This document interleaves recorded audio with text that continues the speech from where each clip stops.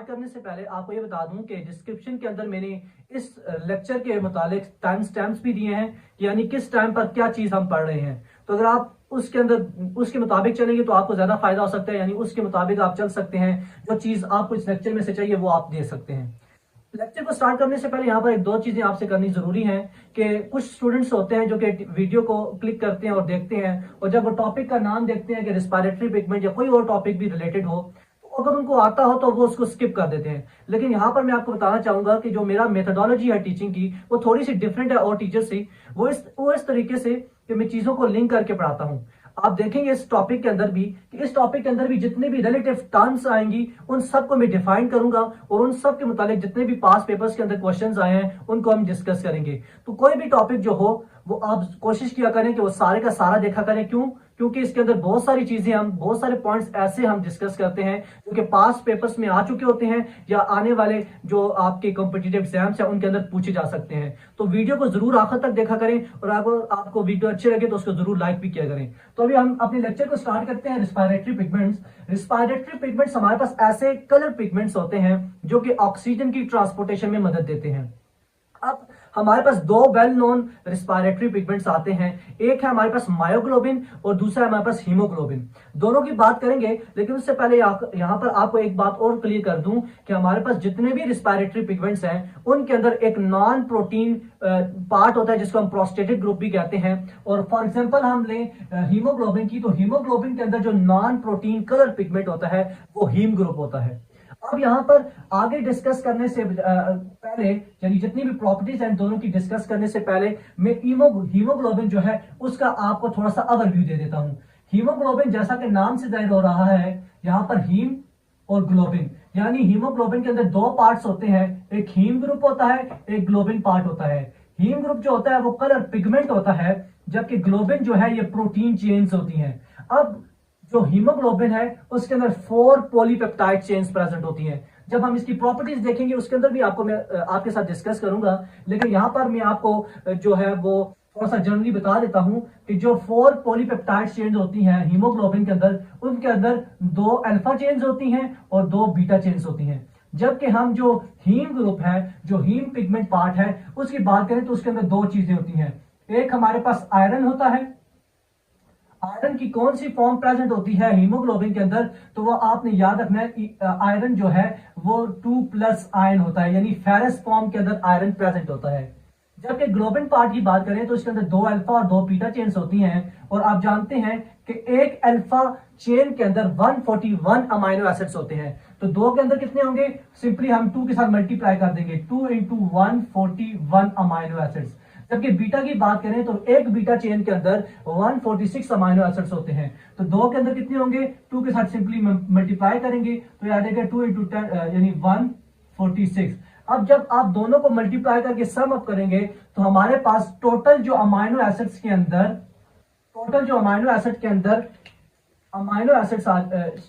जो टोटल हमारे पास हीमोग्लोबिन के अंदर अमाइनो एसिड्स आ जाएंगे वो 574 अमाइनो एसिड्स आ जाएंगे। ये बात जहां पर आपने क्लियर रखनी है। ये एक एमसीक्यूज है। सबसे पहले जो साथ साथ एमसीक्यूज होंगे आपको मैं क्लियर भी करता जाऊंगा, बताता भी जाऊंगा कि ये हमारे पास एमसीक्यूज है। तो 574 अमाइनो एसिड्स होते हैं हीमोग्लोबिन के अंदर, एक बात क्लियर। दूसरी बात यह है कि अब पूछ लिया जाता है कि कितने पेप्टाइड्स बॉन्ड है, तो आपने ये भी याद रखना है कि हीमोग्लोबिन के अंदर हमारे पास 570 पेप्टाइड्स बॉन्ड होते हैं। कितने बॉन्ड होते हैं हमारे पास? 570 पेप्टाइड बॉन्ड्स होते हैं। अगर आप हमारे रेगुलर सब्सक्राइबर हैं, रेगुलर हमारी वीडियोस को देखते हैं, तो आपको पता होगा कि प्रीवियस लेक्चर जो हमने ब्लड के ऊपर पढ़ा था उसके अंदर भी सारी डिटेल में आपको बता चुका हूं। लेकिन यहां पर इसलिए बता रहा हूं कि जो नए बच्चे आए हैं उनको भी यहां पर चीजें क्लियर हो जाएं कि हीमोग्लोबिन के अंदर कितने अमाइनो एसिड्स होते हैं और कितने हमारे पास पेप्टाइड्स बॉन्ड होते हैं। तो ये दोनों हमारे पास जो है एमसीक्यूज है कि कितने पेप्टाइड्स बॉन्ड होते हैं, 570 पेप्टाइड्स बॉन्ड होते हैं। उसके बाद बात करें तो हमारे पास हीम के अंदर एक फेरस फॉर्म आ गई, फेरस फॉर्म के अंदर यानी आयरन प्रेजेंट हो गया, और दूसरा हमारे पास यहां पर होता है पायरोड रिंग्स होते हैं। क्या चीज होती है? पायरोल रिंग्स होते हैं। अब कितने पायरोल रिंग्स होते हैं हीमोग्लोबिन के अंदर? तो हीमोग्लोबिन के अंदर 4 पायरोल रिंग्स होते हैं। यहां पर आपने स्ट्रक्चर के ऊपर जरा गौर करना है। इस स्ट्रक्चर को ड्रॉ करने के लिए आपने इन 4 स्टेप्स के ऊपर फोकस करना है। पहला स्टेप ये है कि आपने 4 पायरोल रिंग्स ड्रॉ करने हैं। अब पायरोल रिंग का हमारे पास क्या होता है? ये हेट्रासाइक्लर होता है, यानी इसके अंदर कार्बन के अलावा एक नाइट्रोजन ग्रुप भी प्रेजेंट होता है। तो जब ये बात भी आपने याद रखनी है कि ये जो हमारे पास पायरोल रिंग है ये 5 मेंबर रिंग है, यानी इस रिंग के अंदर, इस हेट्रोसाइक्लिक रिंग के अंदर 5 मेंबर्स होते हैं, 5 एलिमेंट्स होते हैं, और साथ में हमारे पास नाइट्रोजन भी होता है। नाइट्रोजन इसलिए हम इसको हेट्रो कहते हैं क्योंकि नाइट्रोजन जब अदर देन कार्बन किसी भी रिंग के अंदर एलिमेंट अटैच हो तो उसको हम हेट्रोसाइक्लिक कहते हैं। तो यहाँ पर नाइट्रोजन अटैच है इसलिए हम इसको पायरोल रिंग्स कहते हैं। तो यहाँ पर अगर आपने गौर करना है इसके स्ट्रक्चर के अंदर, तो ये एक हमारे पास पायरोल रिंग है, ये दूसरा पायरोल रिंग है, ये तीसरा पायरोल रिंग है, और ये चौथा पायरोल रिंग है। तो सबसे पहले हमने ये 4 पायरोल रिंग्स ड्रॉ कर लिए। उसके बाद दूसरे स्टेप के अंदर आपने देखना है कि हमारे पास 1, 3, 5 और 8 पोजीशंस के अंदर हमने मिथाइल ग्रुप्स को अटैच करना है। तो यहां पर आपने काउंटिंग स्टार्ट करनी है। यहां से ये हमारे पास फर्स्ट कार्बन है, इसके ऊपर हमने मिथाइल ग्रुप को अटैच कर लिया। इस तरह से ये सेकंड कार्बन है, ये थर्ड कार्बन है, इसके ऊपर हमने मिथाइल ग्रुप को अटैच कर लिया। इस तरह से ये 5 कार्बन है, इसके ऊपर हमने मिथाइल ग्रुप को अटैच किया, और ये 8 कार्बन के ऊपर हमने मिथाइल ग्रुप को अटैच किया। उसके बाद तीसरे पॉइंट की तरफ जाएं तो तीसरे पॉइंट के अंदर ये हमने करना है कि 2 और 4 पोजीशन के ऊपर हमने विनाइल ग्रुप को अटैच करना है। विनाइल ग्रुप हमारे पास क्या है? CH2 डबल बॉन्ड CH2, ये हमारे पास विनाइल ग्रुप है, और हमने किस पोजीशन पर अटैच करना है? 2 और 4 पोजीशन के ऊपर। अब 2 पोजीशन जो है इसके ऊपर हमने विनाइल ग्रुप अटैच कर लिया। इसी तरह से हमने 4 पोजीशन के ऊपर भी विनाइल ग्रुप अटैच करना है, हमने अटैच कर दिया। तो ये 3 स्टेप हमारे पास कंप्लीट हो गए। 4th स्टेप आपने देखना है कि 6 और 7 पोजीशन के ऊपर हमने प्रोपेनोइक एसिड को जो है वो अटैच करना है। 6 और 7 पोजीशन।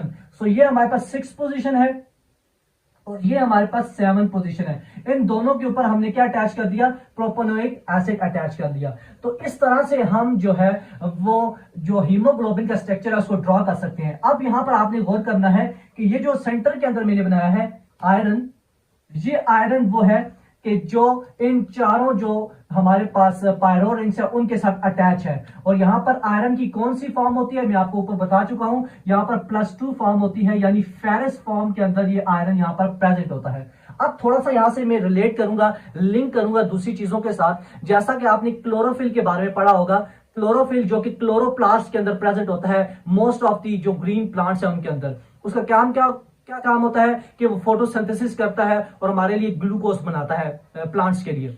लेकिन वहां पर हम बात करें क्लोरोफिल का जो स्ट्रक्चर है हमारे पास, उसके जो अंदर सेंट्रल हमारे पास एलिमेंट होता है, मेटल होता है, वो हमारे पास मैग्नीशियम होता है। जबकि हीमोग्लोबिन के अंदर क्या प्रेजेंट होता है? आयरन प्रेजेंट होता है। तो दोनों का डिफरेंस आपने याद रखना है कि हीमोग्लोबिन और क्लोरोफिल के स्ट्रक्चर के अंदर क्या डिफरेंस है कि हीमोग्लोबिन के स्ट्रक्चर के अंदर आयरन प्रेजेंट होता है, जबकि क्लोरोफिल के स्ट्रक्चर के अंदर मैग्नीशियम प्रेजेंट होता है। तो ये इंपॉर्टेंट पॉइंट भी आपने याद रखना है। अब ये जो 4 हमारे पास पायरोल रिंग्स हैं इसको हम बोलते हैं टेट्रा पायरोल रिंग। जब ये आपस में किस तरह से अटैच होंगे? तो आपस में अटैच होते हैं ये हमारे पास मिथाइलिन ग्रुप से। ये आप देख रहे हैं CH जो हमारे पास ग्रुप होता है इसको हम मिथाइलिन ग्रुप कहते हैं। इस मिथाइलिन ग्रुप से ये आपस में अटैच हो जाते हैं। यहाँ पर ये बात आपको समझ आ गई। तो इस तरह से एक हम हीमोग्लोबिन के स्ट्रक्चर को ड्रॉ करते हैं। इन 4 बेसिक स्टेप्स को आपने ध्यान में रखना है, तो आप इस हीमोग्लोबिन के स्ट्रक्चर को जो है इजीली ड्रॉ कर सकेंगे और समझ सकेंगे। उसके बाद हम जाते हैं, ये तो बेसिक चीजें यहां पर आपके साथ क्लियर की। अब इनकी प्रॉपर्टीज के ऊपर जाते हैं। अब यहां पर मैं मायोग्लोबिन की भी स्ट्रक्चर की बेसिकली बात कर देता हूं। तो मायोग्लोबिन का जो हमारे पास स्ट्रक्चर है बेसिक उसकी बात करें तो इसके अंदर हमारे पास 153 अमाइनो एसिड्स आते हैं। कितने आते हैं? 153 अमाइनो एसिड्स आते हैं। ये आपने याद रखना है। ये भी एक इंपॉर्टेंट पॉइंट है कि हमारे पास मायोग्लोबिन के अंदर कितने अमाइनो एसिड्स होते हैं? 153 होते हैं। अब यहां पर बेसिक हम बात करें कि हम हीमोग्लोबिन को किस तरह से डिनोट करते हैं, तो हीमोग्लोबिन को हम डिनोट करते हैं कैपिटल H और साथ में B लिखते हैं, जबकि मायोग्लोबिन को हम डिनोट करते हैं कैपिटल M और B से। तो यहां कहीं पर भी आप पढ़ा हुआ देखें, लिखा हुआ देखें HB, तो आप समझ जाएं कि ये हीमोग्लोबिन के लिए यूज किया गया है, जबकि ये वाला सिंबल जो है ये मायोग्लोबिन के लिए यूज किया गया है। अब सबसे पहला पॉइंट हम डिस्कस करते हैं अपनी वीडियो का, और वो ये है कि हीमोग्लोबिन के अंदर 4 हमारे पास पॉलीपेप्टाइड चेन्स होती हैं। कितनी चेन्स होती हैं? 4 पॉलीपेप्टाइड चेन्स होती हैं। ये आपने बहुत ही अच्छे तरीके से ध्यान में रखना है। अब यहाँ पर एक एमसीक्यूज आपके साथ ड्रॉ शेयर करता हूं कि हमारे पास हीमोग्लोबिन के अंदर कौन से प्रोटीन का स्ट्रक्चर प्रेजेंट होता है। तो ये बात आपने याद रखनी है कि हीमोग्लोबिन के अंदर हमारे पास quaternary structure of protein present होता है। आप जानते हैं कि हमारे पास ऑन द बेसिस ऑफ यानी कौन सी इनके अंदर बॉन्डिंग प्रेजेंट होती है और कितनी चेन्स होती हैं, उनकी बेसिस पर हम प्रोटीन्स को 3 बेसिक कैटेगरीज के अंदर या हम कह सकते हैं 4 बेसिक कैटेगरीज के अंदर डिवाइड करते हैं। एक प्राइमरी प्रोटीन्स होती हैं, सेकेंडरी प्रोटीन्स होती हैं, टर्शरी प्रोटीन्स होती हैं और क्वाटर्नरी प्रोटीन्स होती हैं। सो हीमोग्लोबिन के अंदर जो हमारे पास स्ट्रक्चर प्रेजेंट होता है प्रोटीन का, वो क्वाटर्नरी स्ट्रक्चर होता है। यहां पर मैं मेंशन भी कर देता हूं, तो हीमोग्लोबिन के अंदर जो स्ट्रक्चर होता है वो क्वाटर्नरी होता है। कौन सा होता है? क्वाटर्नरी स्ट्रक्चर होता है। अब यहां पर एक और एमसीक्यूज आपके साथ शेयर करता हूं, बहुत इंपॉर्टेंट एमसीक्यूज है, प्रीवियस पेपर्स के अंदर आ चुका है। वो ये है कि क्वाटर्नरी स्ट्रक्चर जो प्रोटीन का है उसके अंदर कौन सी बॉन्डिंग प्रेजेंट होती है। यानी क्वाटर्नरी स्ट्रक्चर के अंदर जो पॉलीपेप्टाइड्स आपस में लिंक्ड होती हैं उनके दरमियान कौन सी लिंकेज होती है। तो ये आपने याद रखनी है कि क्वाटर्नरी स्ट्रक्चर के अंदर हमारे पास जो लिंकेज होती है वो हाइड्रोफोबिक इंटरेक्शंस होती हैं। सो HI से आपने याद रखना है हाइड्रोफोबिक इंटरेक्शंस, यानी जो क्वाटर्नरी स्ट्रक्चर होता है उनके दरमियान प्रोटीन्स के चेन्स के दरमियान जो लिंकेज होती है वो हाइड्रोफोबिक इंटरेक्शंस के थ्रू होती है। तो ये बात भी आपने साथ में ध्यान में रखनी है।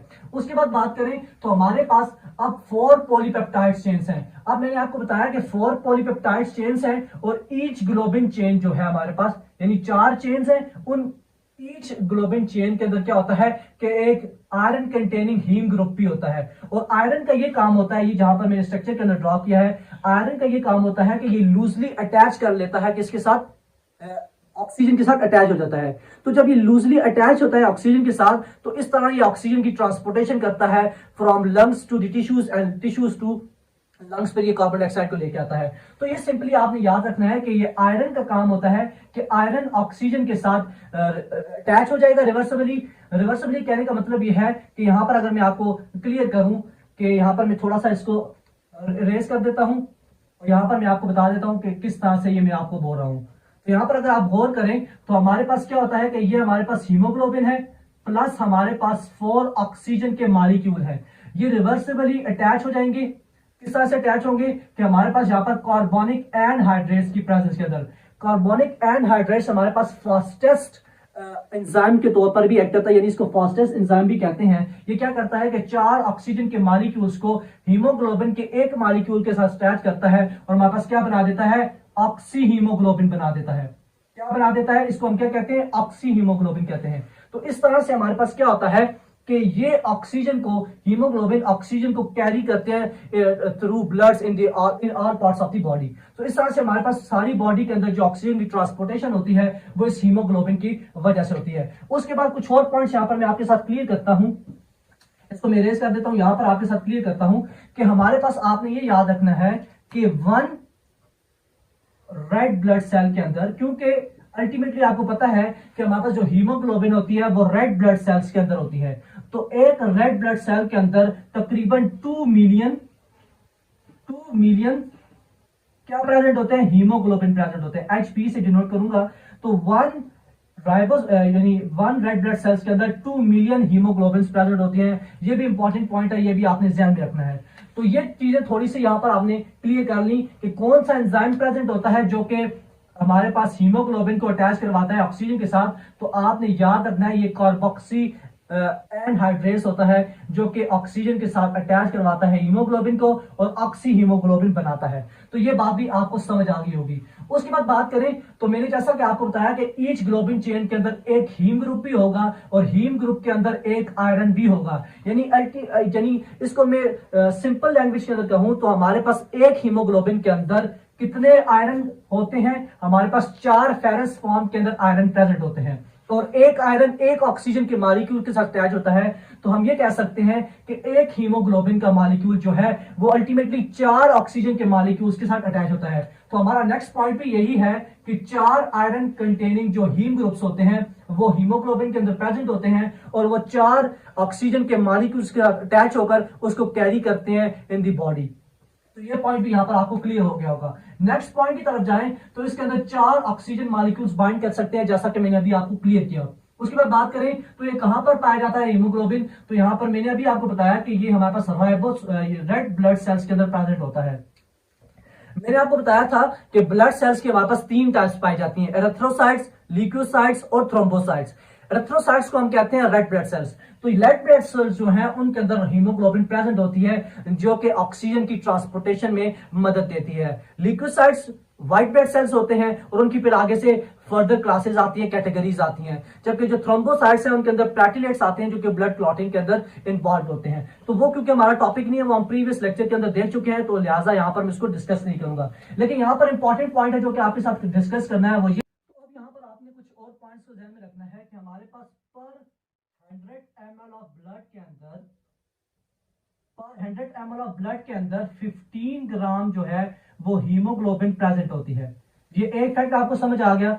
दूसरी बात ये हम करते हैं कि 1 ग्राम जो हीमोग्लोबिन है वो हमारे पास 1.34 ml ऑफ ऑक्सीजन को जो है वो कैरी आउट करती है।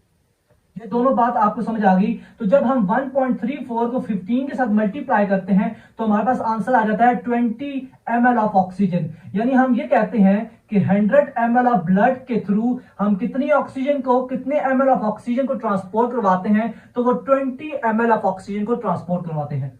ये हालांकि साइड इंफॉर्मेशन है थोड़ी सी, क्योंकि ये एक अलग टॉपिक आ जाता है कि किस तरह से हीमोग्लोबिन या ब्लड के थ्रू ट्रांसपोर्टेशन होती है गैसेस की, जैसे ऑक्सीजन और कार्बन डाइऑक्साइड की। लेकिन क्योंकि हम हीमोग्लोबिन की बात कर रहे हैं तो यहां पर मैं इसलिए लिंक कर रहा हूं ताकि थोड़ा सा आपके जहन में बात आ जाए जो आप पहले पढ़ के आ चुके हैं कि हमारे पास 100 ml ऑफ ब्लड के अंदर 15 ग्राम हीमोग्लोबिन प्रेजेंट होती है और 1 ग्राम हीमोग्लोबिन 1.34 ml ऑफ ऑक्सीजन को जो है वो ट्रांसपोर्ट करती है। तो ये साइड इंफॉर्मेशन भी, ये भी आपने ध्यान रखना है, इसके साथ लिंक करके आपने चलना है। उसके बाद थोड़ी सी मैं बात करूं, इसको मैं रेस कर देता हूं। उसके बाद मैं बात करूं तो हमारे पास ये कहा जाता है कि हमारे पास जो एफिनिटी है वो लेस एफिनिटी रखता है, यानी जो हीमोग्लोबिन है इसकी टुवर्ड्स ऑक्सीजन वो लेस एफिनिटी है। इसके मुकाबले में अगर हम कार्बन मोनोऑक्साइड की बात करें, जो कि आपकी बुक के अंदर भी ये मेंशन है एक टिडबिट के अंदर, कि कार्बन मोनोऑक्साइड जो है, जो कि इनकम्प्लीट कंबस्टन ऑफ गैसेस के थ्रू प्रोड्यूस होती है हीटर्स से और अदर डिवाइसेस से, तो ये कार्बन मोनोऑक्साइड जो है वो हमारे पास पॉइजनस गैस होती है। ये क्या करती है कि जो हीमोग्लोबिन की कैरिंग कैपेसिटी है ऑक्सीजन के साथ, उसको कम कर देती है और ये हीमोग्लोबिन के साथ अटैच हो जाती है। क्यों? क्योंकि इसकी जो एफिनिटी है वो 249 टाइम्स ग्रेटर होती है देन किसके, देन ऑक्सीजन के। यानी ऑक्सीजन के मुकाबले में जो कार्बन मोनोऑक्साइड होती है वो 249 टाइम्स जो है वो ज्यादा एफिनिटी रखती है टुवर्ड्स हीमोग्लोबिन, और उसके साथ अटैच होकर जो जो ऑक्सीजन है उसकी ट्रांसपोर्टेशन को जो है वो यानी रिड्यूस कर देती है। तो ये जो है इस वजह से हम कहते हैं कि जो कार्बन मोनोऑक्साइड है ये एक पॉइजनस गैस है जो अल्टीमेटली डेथ भी कॉज कर सकती है। तो ये पॉइंट भी आपने ध्यान में रखना है। तो उसके बाद हम बात करें लास्ट पॉइंट की हीमोग्लोबिन के अंदर, तो ये है कि ये लूज कर देता है ऑक्सीजन हीमोग्लोबिन जब पार्शियल प्रेशर ऑफ ऑक्सीजन जो है वो 60 mmHg हो जाए। ये हमारे पास पी से पार्शियल प्रेशर और ऑक्सीजन, यानी पार्शियल प्रेशर ऑफ जो ऑक्सीजन है अगर बॉडी के अंदर 16 mmHg से ड्रॉप कर जाए, कम हो जाए या 60 mmHg हो जाए, तो हमारे पास जो हीमोग्लोबिन है वो ऑक्सीजन को जो है वो रिलीज कर देती है, लूज कर देती है। और ये काम कहां पर होता है? ये टिश्यूज के अंदर होता है, क्योंकि आप जानते हैं कि जो ट्रांसपोर्टेशन होती है गैसेस की, हम स्पेशली बात करें ऑक्सीजन की, तो ऑक्सीजन कहां से ट्रांसपोर्ट होती है? ये लंग से ट्रांसपोर्ट होती है टुवर्ड्स टिश्यूज, क्योंकि टिश्यूज के अंदर हमारे पास रिस्पायरेशन का प्रोसेस होता है और अल्टीमेटली एनर्जी यूज होती है, एनर्जी बनती है और फिर वो यूज होती है, मसल उसको यूज करते हैं। तो क्योंकि जो ऑक्सीजन के पार्शियल प्रेशर है वो टिश्यूज के अंदर रिड्यूस होता है, कम होता है, तो लिहाजा जब ये हीमोग्लोबिन थ्रू ब्लड टिश्यूज की तरफ जाती है तो टिश्यूज के अंदर पार्शियल प्रेशर ऑफ ऑक्सीजन की कम होने की वजह से वहां पर ये रिलीज कर देती है ऑक्सीजन को, और ये ऑक्सीजन फिर जो है रिस्पायरेशन प्रोसेस के अंदर यूज होकर एनर्जी को प्रोड्यूस करती है, जो कि हम ऑर्गेनिजम्स जो है अल्टीमेटली जो है अपनी वर्किंग के एक्टिविटीज के दौरान उसको यूज कर लेते हैं। तो ये सारे के सारे पॉइंट्स जो हैं ये हीमोग्लोबिन के रिलेटेड थे। अब यहाँ पर एक और थोड़ा सा पॉइंट आपको मैं क्लियर कर दूं कि हीमोग्लोबिन जो है ये कौन सा यहाँ पर टाइप आती है हमारे पास प्रोटीन की, तो ये हमारे पास ग्लोबुलर टाइप ऑफ प्रोटीन्स के अंदर आती है।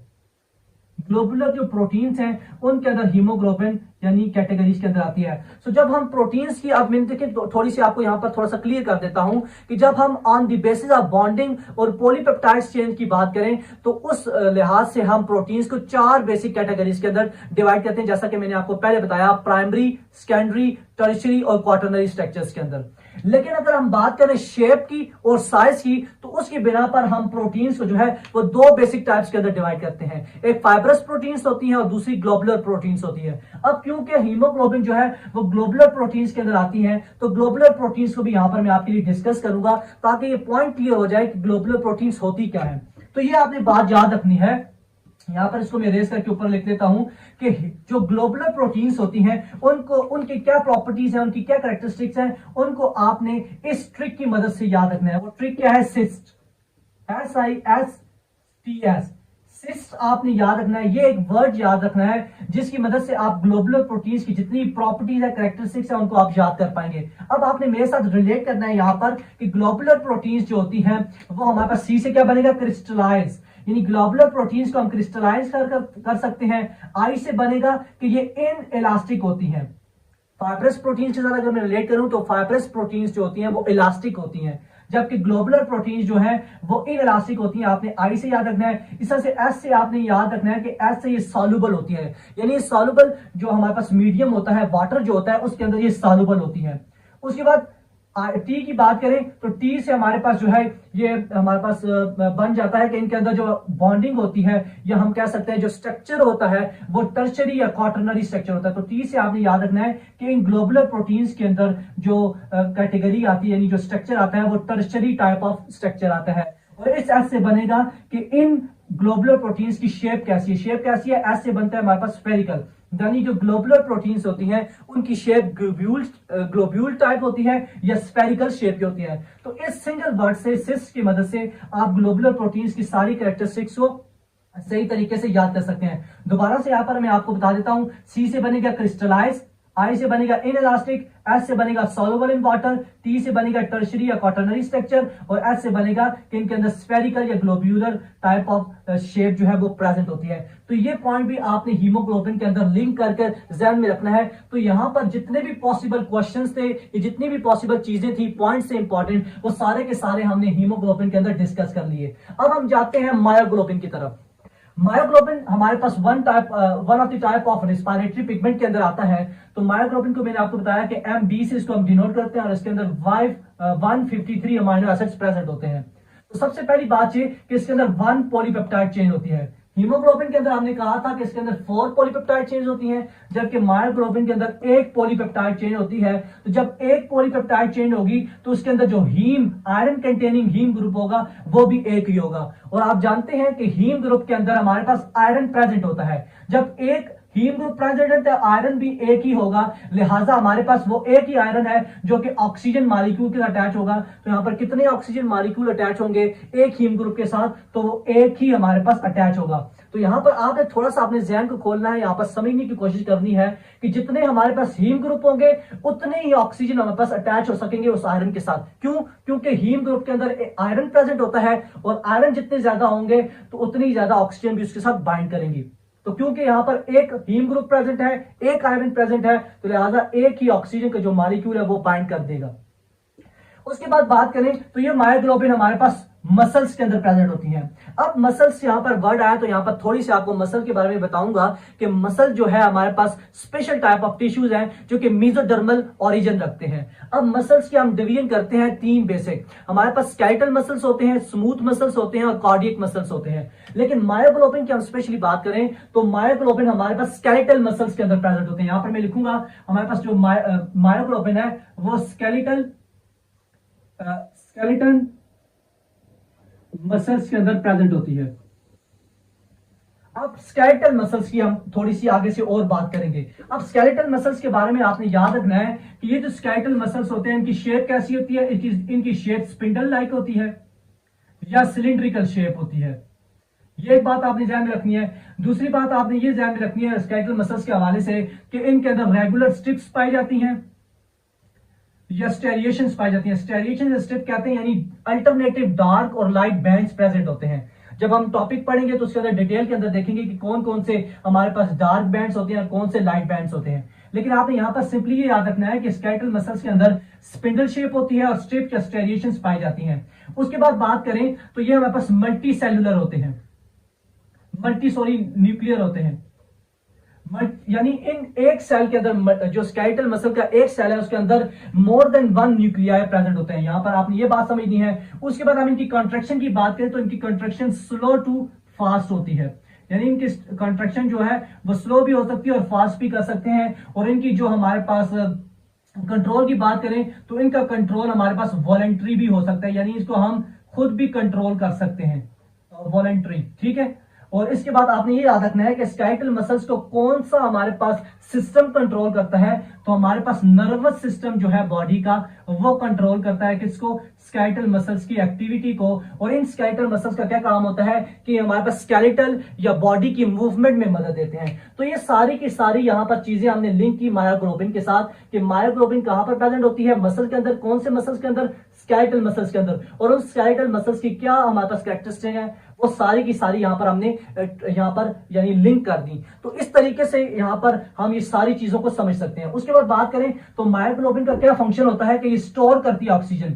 हीमोग्लोबिन की हमने बात की थी कि ये ट्रांसपोर्ट करती है, जबकि मायोग्लोबिन क्या करती है, ये ऑक्सीजन को स्टोर करती है और जब बॉडी को नीड होती है ऑक्सीजन की तो उस वक्त ये रिलीज करती है। और बात करें मायोग्लोबिन की तो इसकी एफिनिटी जो है टुवर्ड्स ऑक्सीजन वो ज्यादा होती है जब हम बात करें, कंपेयर करें हीमोग्लोबिन के साथ। और यहां पर ये कब लूज करती है ऑक्सीजन को, जब हमारे पास जो पार्शियल प्रेशर ऑफ ऑक्सीजन जो है वो 20 mmHg हो जाए या उससे कम हो जाए। तो जब partial pressure of oxygen 20 mmHg से डिक्रीज कर जाता है बॉडी के अंदर, तो ये मायोग्लोबिन जो है वो ऑक्सीजन को रिलीज कर देते हैं और ये ऑक्सीजन फिर जो है वो यानी एनर्जी की प्रोडक्शन में मदद देती है और उस एनर्जी को जो फिर है मसल्स यूज करके अपने फंक्शंस को जो है वो परफॉर्म करते हैं। तो ये आज के टॉपिक था जिसके अंदर हमने डिटेल के अंदर रेस्पिरेटरी पिगमेंट्स को देखा, हीमोग्लोबिन को देखा और मायोग्लोबिन को देखा। और इस टॉपिक के अंदर जितनी भी रिलेटिव टर्म्स आई, जितनी भी चीजें आई, जितने भी क्वेश्चंस बन सकते थे, जितने भी इंपॉर्टेंट पॉइंट्स थे, वो सारे के सारे मैंने आपको इस सिंगल वीडियो के अंदर आपके साथ डिस्कस कर लिए। अगर आपने ये वीडियो पूरी सही तरीके से देख ली और नोट्स बना लिए तो मुझे उम्मीद है कि अगर इस टॉपिक में से कोई भी अगर कॉम्पिटिटिव एग्जाम के अंदर क्वेश्चन आ गया तो वो इसी टॉपिक के अंदर से आएगा, इन्हीं पॉइंट्स के अंदर से आएगा जो मैंने आपके साथ डिस्कस किए हैं। तो वीडियो अगर आपको अच्छी लगे तो उसको जरूर लाइक कीजिए और हमारे चैनल को जरूर सब्सक्राइब करें ताकि ऐसी वीडियोस आपके लेके आते रहें। और कमेंट बॉक्स में हमें कमेंट करके बताएं कि टॉपिक आपको कैसा लगा है और इसको जरूर दोस्तों के साथ शेयर करें। इंशाल्लाह नेक्स्ट वीडियो के अंदर हाजिर होंगे जिसके अंदर हम नया लेक्चर देखेंगे, एक नई वीडियो देखेंगे, एक नया टॉपिक क्लियर करेंगे। तब तक के लिए मुझे इजाजत दीजिए। अल्लाह हाफिज।